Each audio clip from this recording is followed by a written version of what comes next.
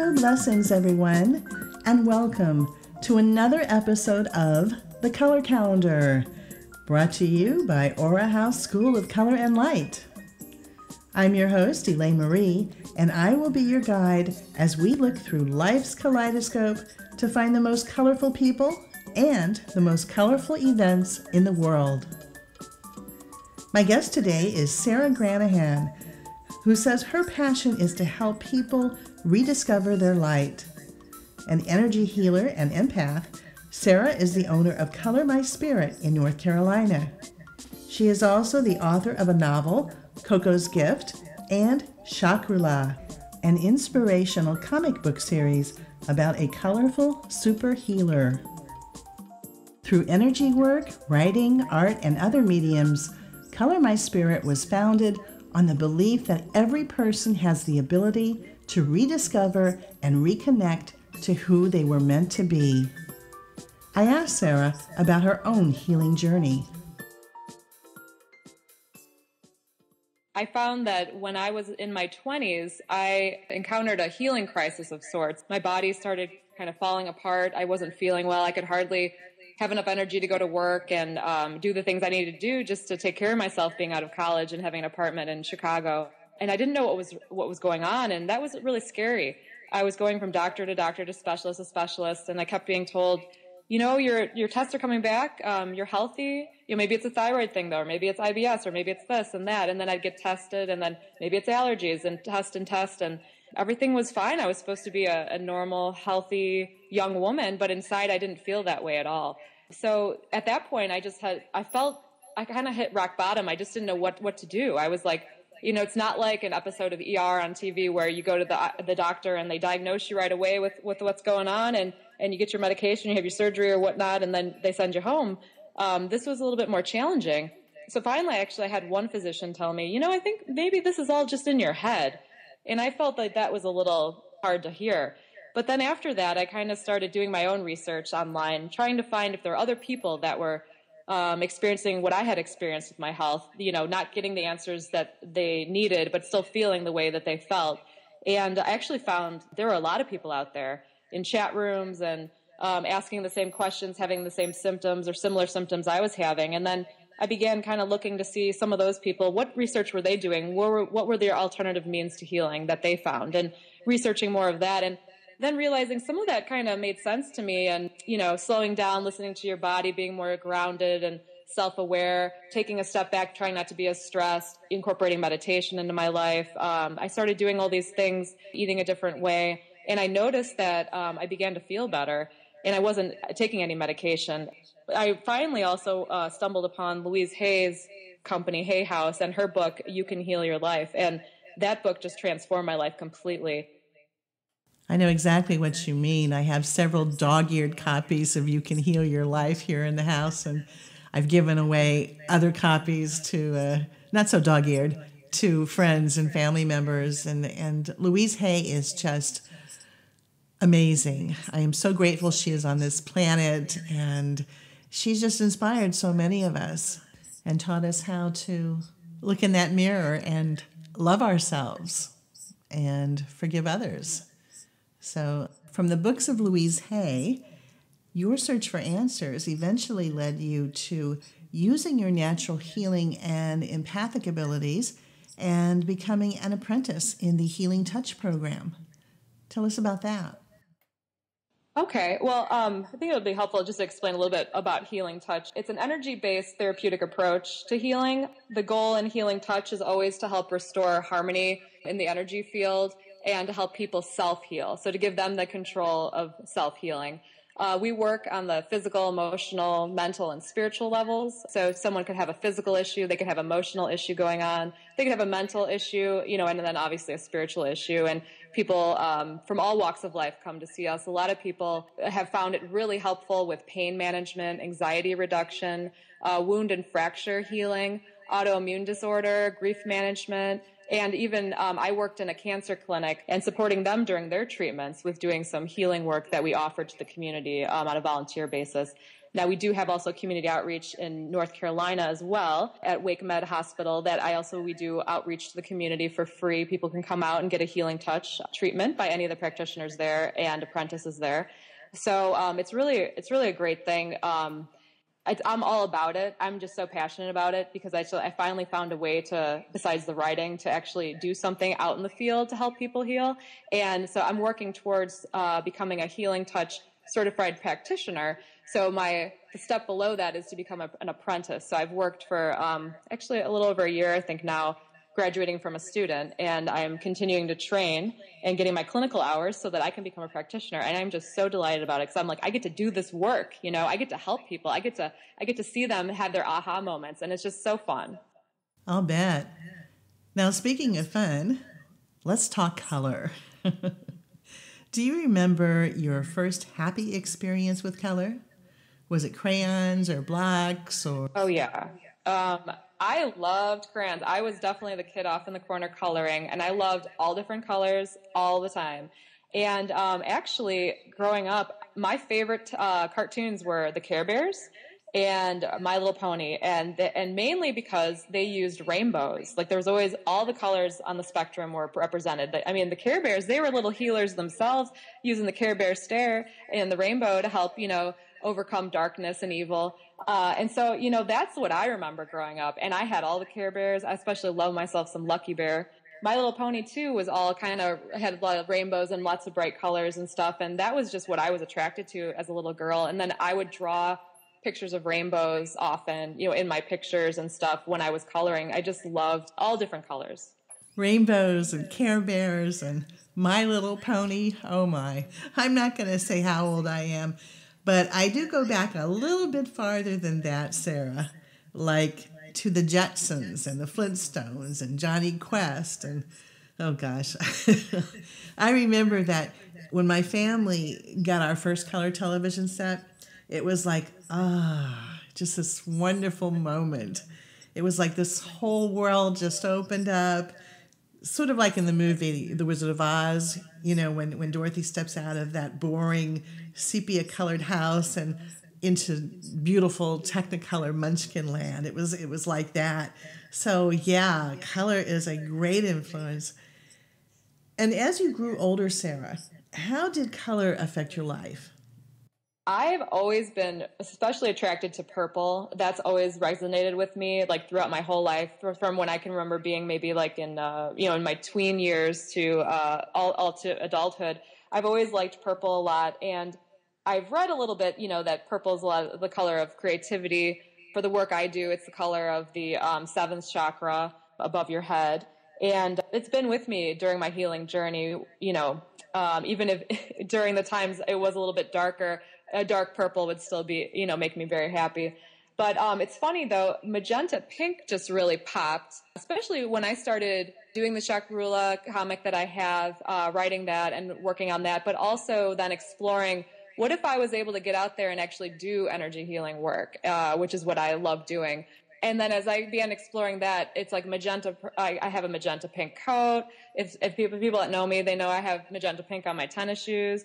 I have shirts. I wear magenta pink all the time. And that is just a color I am extremely attracted to. So they just make me happy. They're so bright, those colors. And I like the brights of the tones of those colors. And it just brings such happiness and delight and excitement in life to me with those colors. So even more so than the basic rainbow primary colors, it just brights are just, what I'm all about right now.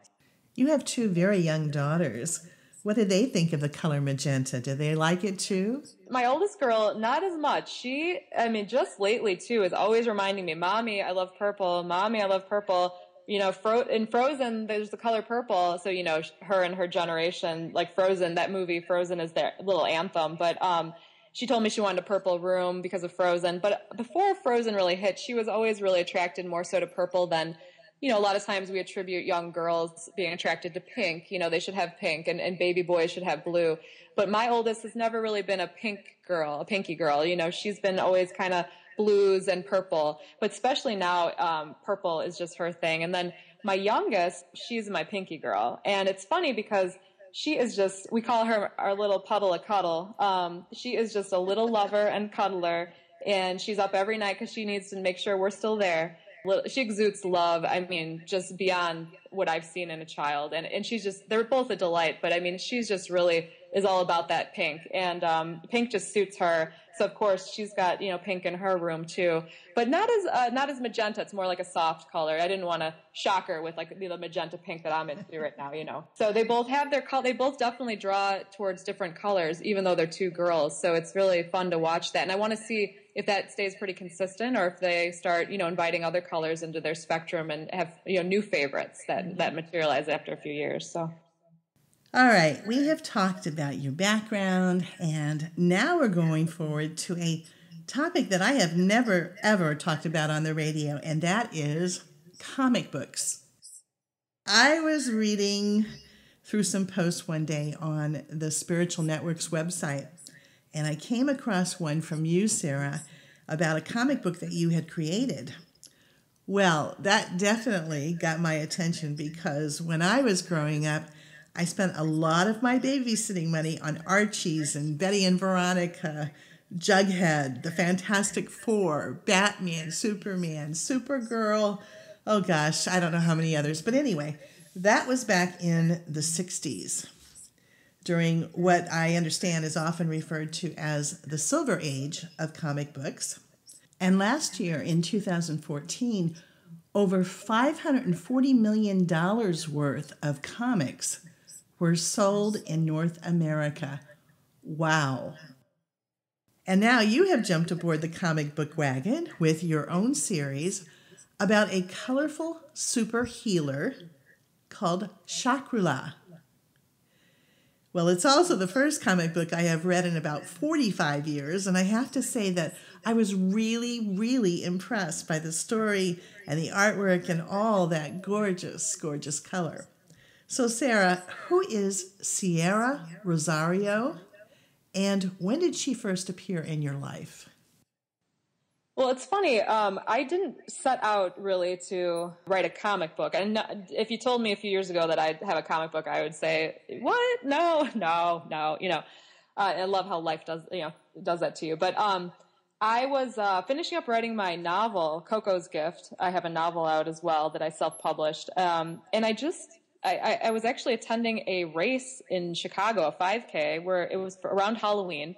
And my husband had this rainbow-colored mohawk that he was wearing with his costume. And he said that he was Midnight Rainbow. He made up his own kind of superhero.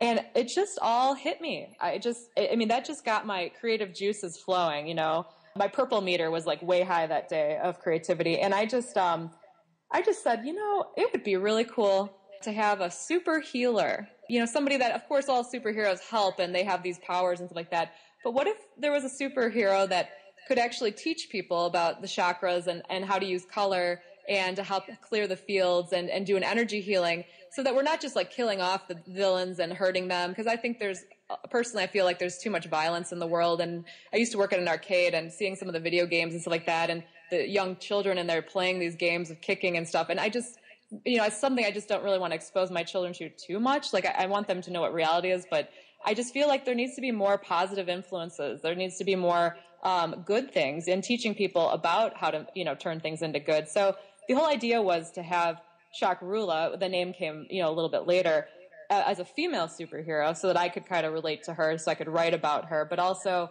that she was going to be somebody that maybe she stopped a crime from happening, but then she was going to look at that villain or that person or that, person that wasn't making good choices and say, you know what? You're worth saving. You're worth helping. And so she was going to go ahead and help him through her powers of energy healing that, of course, were enormous, and she had these great talent that she could heal him as well or her and help them then move forward in their life in a better direction to make better choices.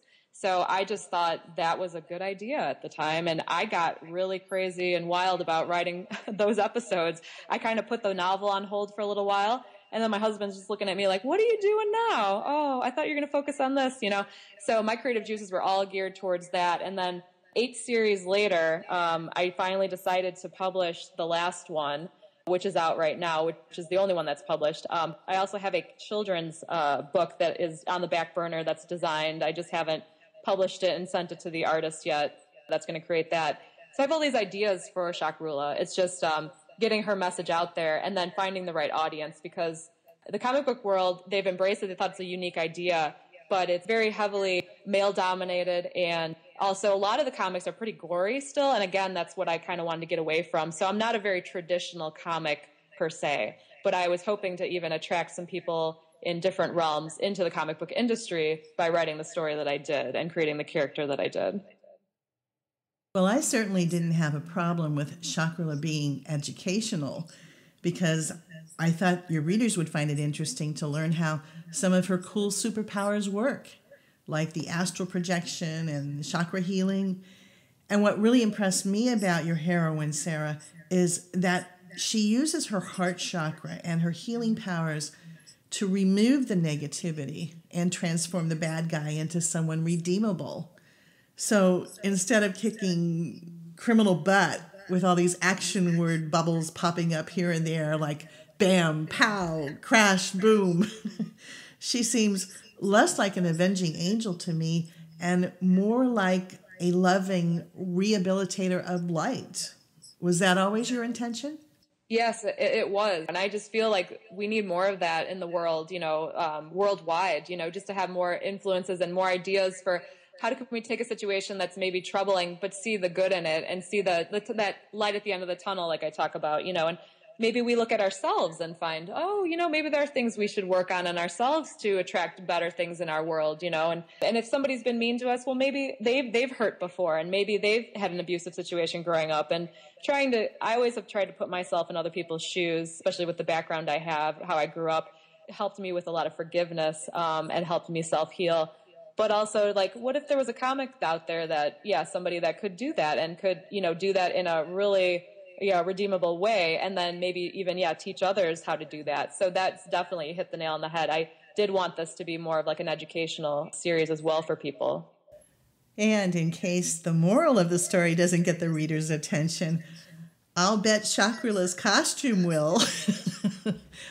I mean, if you didn't know your chakras before, well, let's just say that I think the guys will be really, really appreciative of the fine details your illustrator took to expose those chakras, if you get my drift.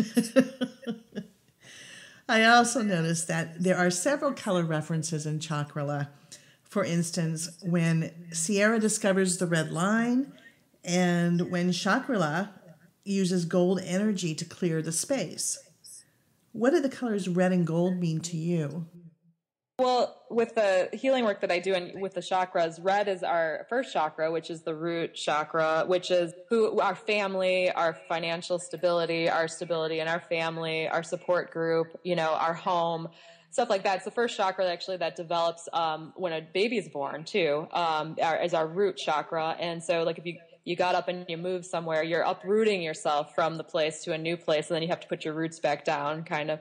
So with Riley, they're needing to find her. We used a red line then, to symbolize that she had an attachment to her family and she is missing. So it's like following that red line could find their these people's daughter, with the series, with the story that's going on in that episode. So there was a little bit of hidden suggestion for colors, and then the gold energy. I had taken some energy healing classes in Chicago at a place called Envision, which was really cool. And they had taught me how to use gold energy for healing sessions and how to fill a room with gold energy to clear it out too.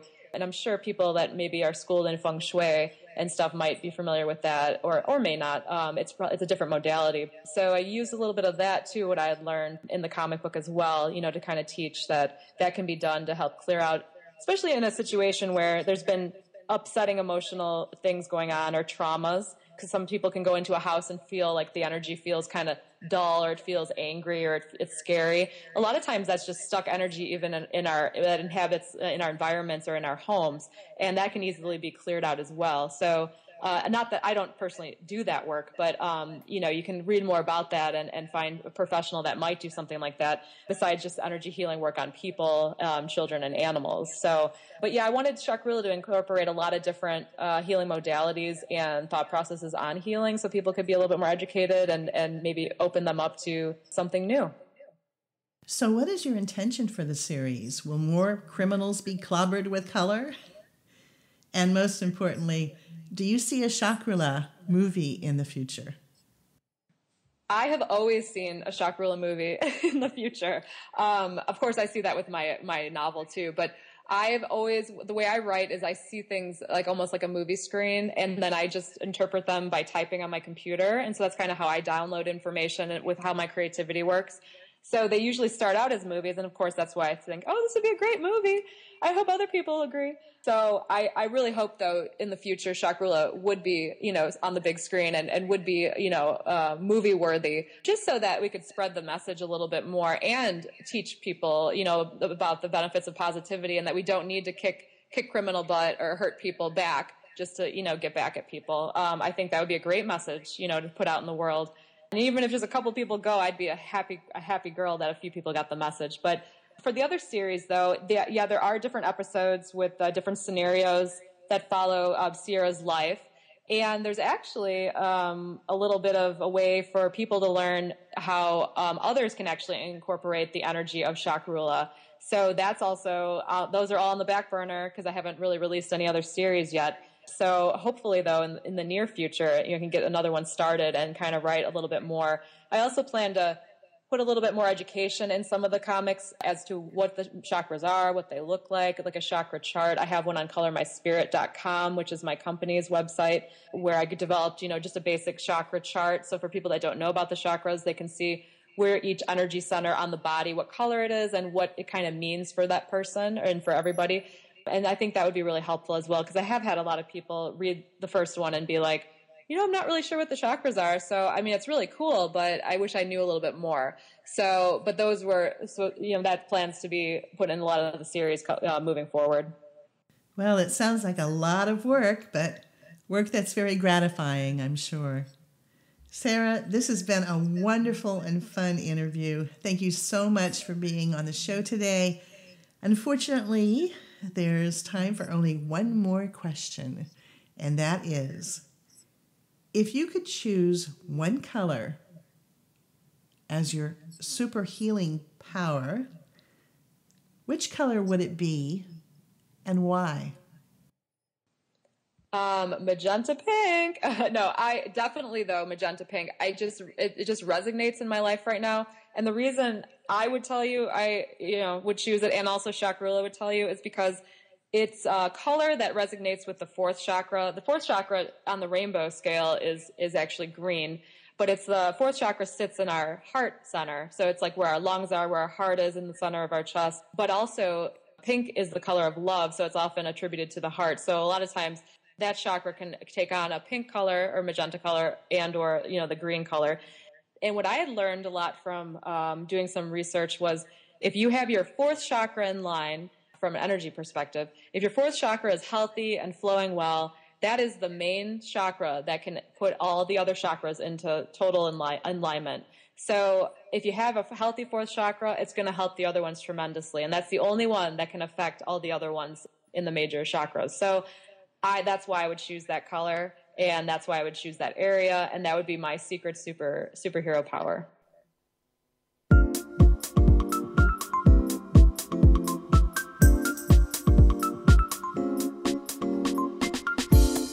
Here's what's happening on the color calendar for June 2015. Larissa Akan is leading a How to See and Understand Colors workshop on Monday, June 1st through Friday, June 5th in Scottsdale, Arizona. Pamela Osley is presenting a workshop called Your Aura Colors on Saturday, June 6th in Fayetteville, Texas. Valerie Logan Clark is presenting her Color Therapy Level 1 workshop on Saturday, June 6th in Bognor Regis, England. A free Color Therapy Level 1 class will be held on Friday, June 12th in Delhi, India. Also on Friday, June 12th is a chakra balancing and aura training workshop offered by a precious resource in Lake Norman, North Carolina. On Friday, June 12th through Sunday, June 14th, David Wolf presents a workshop called The Color Cure, What the Colors of Our Food Mean in Rhinebeck, New York. On Saturday, June 13th, Your Heart on Art is offering a Course of a Different Color workshop in Nashville, Tennessee. Jan Dayton hosts a Color for Your Soul workshop on Saturday, June 13th in Ashford, England. An Aura Soma and 72 Angels of the Kabbalah Part 1 course is being held on Saturday, June 13th through Tuesday, June 16th in Athens, Greece. Tamado Academy of Sound, Color, and Movement is hosting a Level 1 Practitioner Training course on Sunday, June 14th through Sunday, June 28th in Kiental, Switzerland. Pip Oxlade is leading a Being in Color Level 1 Retreat Weekend on Friday, June 19th through Sunday, June 21st in Hamilton, New Zealand. On Monday, June 22nd through Friday, June 26th, Diane Booth is hosting a Sound and Color Healing Workshop in Melbourne, Australia. Color Me Happy offers a Color for Kitty and Me workshop on Saturday, June 27th in Bryanston, South Africa. And on Saturday, June 27th and Sunday, June 28th, Amanda Ellis presents her Exploring Colors with Archangel Metatron workshop in Christchurch, England. And that's what's happening on the color calendar for June. If you would like to contact the organizers of the events mentioned on the show today, or if you have a colorful event that you would like to submit for the color calendar, please email your request to aurahouse@yahoo.com. Many thanks and rainbow blessings to Sarah Granahan for joining us today. To learn more about her work, please visit colormyspirit.com. If you'd like to know more about me, Eleyne-Mari, please visit my Aura House School of Color and Light website at colortherapyschool.com. Join the Aura House mailing list and receive a free gift, my Rainbow Wishes Teleseminar MP3, to learn how to use color for manifesting. And don't forget that Tuesday, June 30th, is the final day to take advantage of the discounted advanced registration price on our new Color Luminary 5th Dimensional Certification course. To register, visit the direct link at colorluminary.com. I'll be back next month with another colorful guest. Until then, no matter how you feel or where on the planet you live, don't forget to stop and enjoy the pretty colors.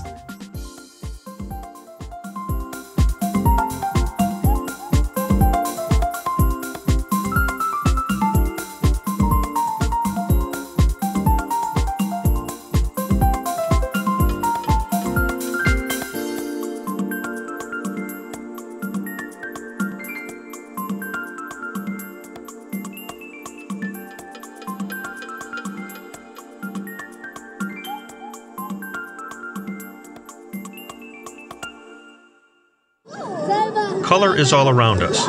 It has a profound effect on how we think, feel, and act. A yellow sunshine, blue skies, green grass, red roses. Take away color, and our world would look like this. Color Cares is a 501c3 charity that uses the power of color to positively change lives. Visit our website today to learn more at www.colorcares.org and help us spread happiness in full color.